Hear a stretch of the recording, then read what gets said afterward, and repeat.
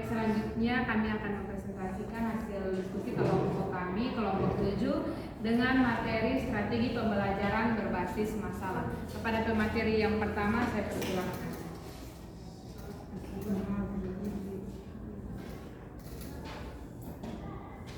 Baik, materi pertama itu pengertian strategi pembelajaran berbasis masalah.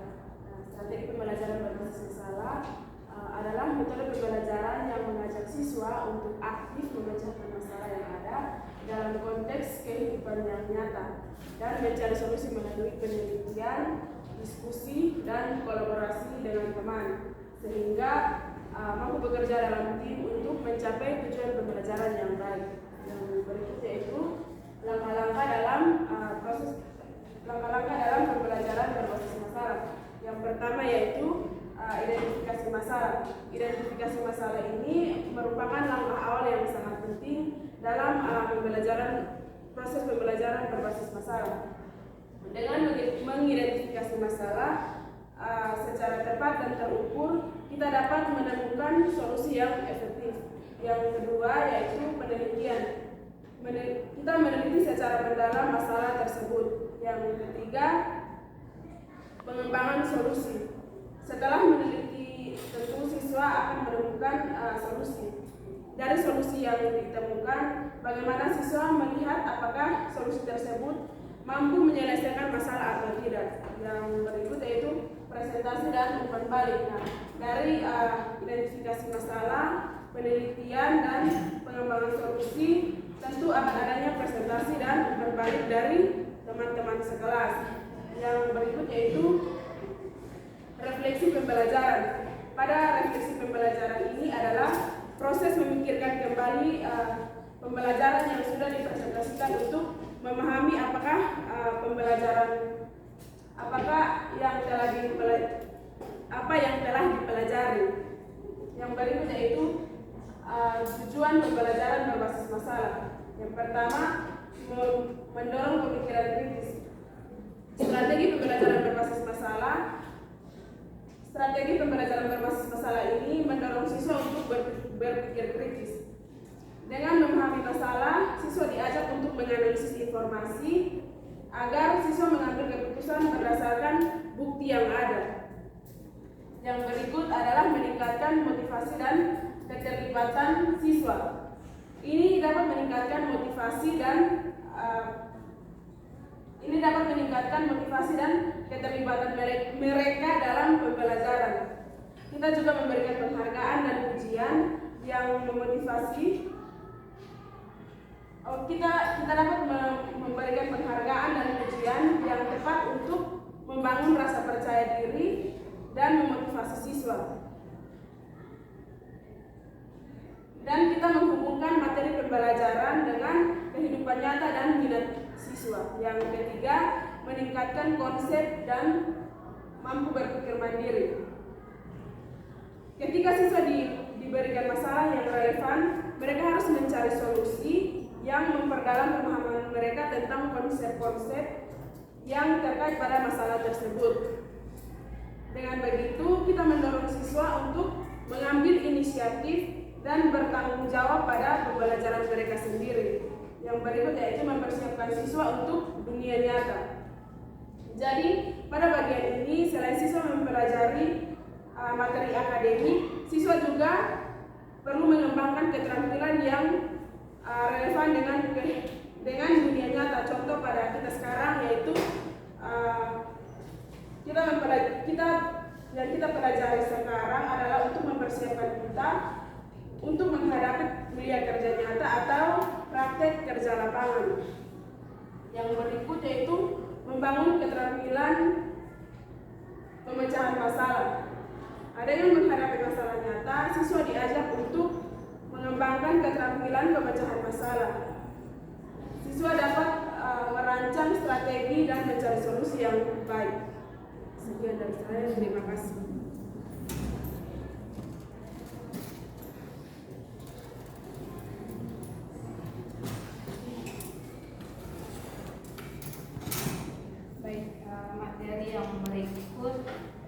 Materi yang berikut yaitu hakikat masalah dalam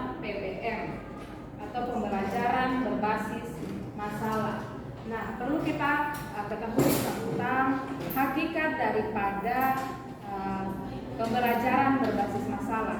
Nah, masalah dalam pembelajaran berbasis masalah adalah situasi atau kasus yang perlu diselesaikan oleh peserta didik agar mereka mampu berpikir secara kritis.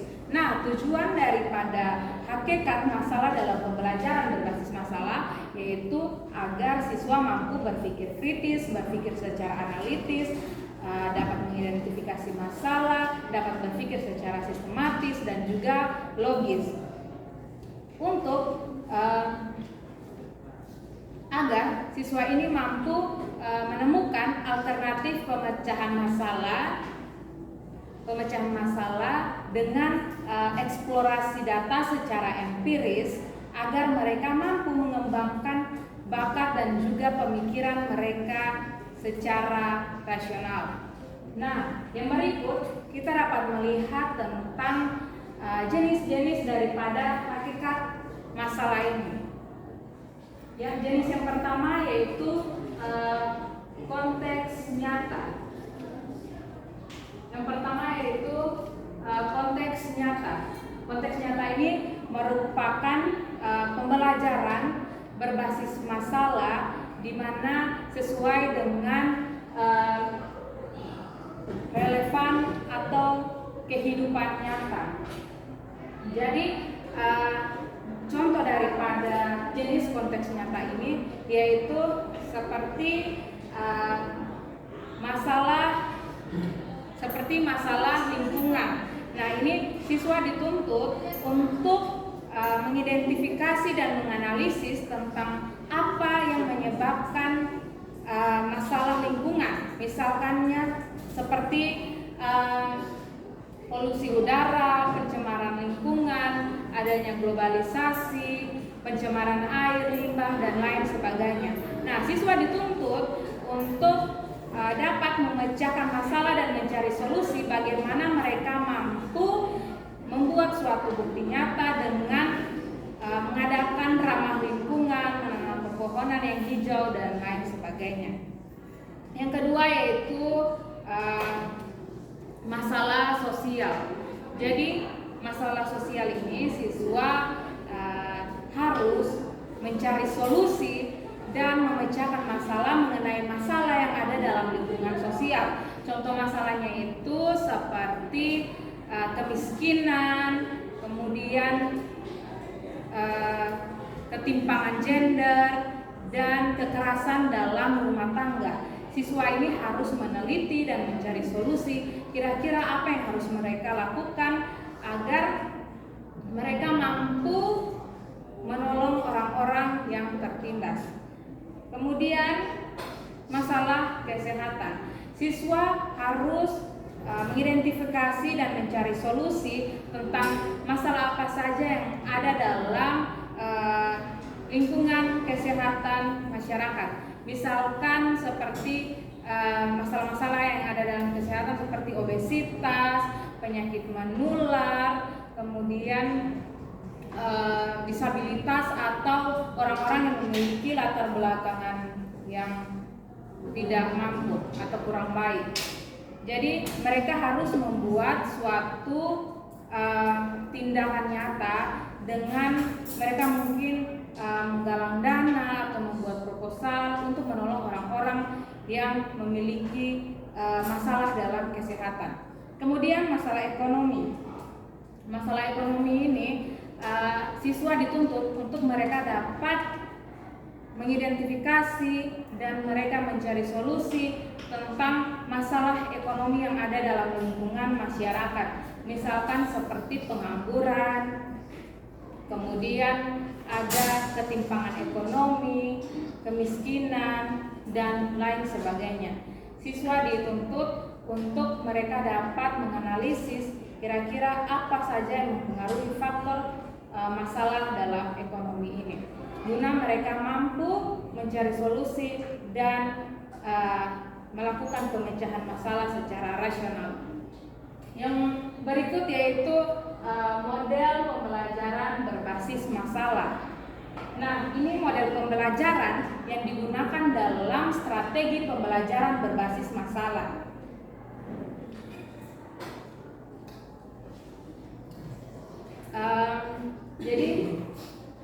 pembelajaran ini ada 5 model pembelajaran atau metode pembelajaran yang digunakan dalam pembelajaran berbasis masalah. Yang pertama yaitu model 5E, yaitu engage atau melibatkan. Jadi siswa bukan hanya melakukan ceramah, namun ada timbal balik dari siswa di mana harus memberikan pertanyaan yang tentunya membuat kelas itu menjadi hidup. Kemudian ada explore atau explore sendiri, di mana siswa ini langsung melakukan identifikasi di tempat di mana dia ingin mencari solusi atau masalah. Kemudian explain ini penjelasan. Jadi seorang guru harus memberikan penjelasan secara rinci agar siswa mampu mengerti apa yang disampaikan oleh guru. Kemudian elaborate atau pengembangan. Jadi mereka bukan hanya mendengar materi yang diberikan oleh seorang guru, namun mereka mampu mengidentifikasi dan mereka mampu mengembangkan itu semua dengan misalkan produk apa yang mereka lakukan. Kemudian evaluate atau evaluasi. Jadi setelah mereka membuat suatu produk, ada penilaian dari seorang guru. Misalkan mereka mengidentifikasi suatu masalah, maka tentunya ada evaluasi antara guru dan juga siswa. Kemudian model yang kedua yaitu model PBL, Problem Based Learning. Jadi ini adalah model pembelajaran yang mengutamakan penyelesaian masalah dalam suatu pembelajaran. Kemudian yang ketiga yaitu model TBL atau Time Based Learning. Ini merupakan model pembelajaran di mana seorang guru mampu membuat kelas hidup dengan membuat kelompok-kelompok diskusi agar siswa mampu bertukar pikiran dengan peserta didik yang lain. Kemudian model project based learning, mereka membuat suatu project, kemudian mereka melakukan penelitian secara langsung. Yang kelima yaitu model inquiry. Jadi model inquiry ini adalah model yang di mana seorang siswa dan seorang guru mampu bekerja sama untuk melakukan identifikasi terhadap masalah-masalah yang ada di dalam suatu proyek, dan mereka menggunakan sumber-sumber yang mendukung proses penyelesaian masalah ini. Oke teman-teman, yang jenis yang kedua yaitu kompleksitas. Kompleksitas ini merupakan pembelajaran yang mengacu pada tingkat kesulitan dan dalam memecahkan masalah. Jadi kompleksitas ini merupakan tingkat kesulitan tertinggi seorang siswa dalam memecahkan sebuah masalah. Nah, contohnya itu dalam pemecahan masalah itu mereka harus membutuhkan solusi agar mereka mampu menyelesaikan masalah mereka. Yang pertama yaitu berbagai sudut pandang.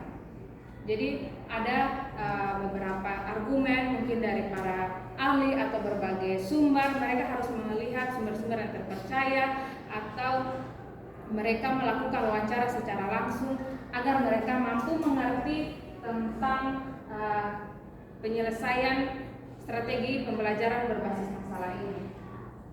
Kemudian yang kedua yaitu keterbatasan sumber daya. Mungkin dalam strategi pembelajaran berbasis masalah mereka menemukan masalah di mana salah satunya itu keterbatasan sumber daya. Keterbatasan sumber daya ini mungkin seperti dana yang mereka butuhkan tidak cukup, maka mereka dengan dana yang ada mereka harus meminimalisir dana yang ada itu dengan baik agar mampu menunjang penelitian atau pembelajaran itu.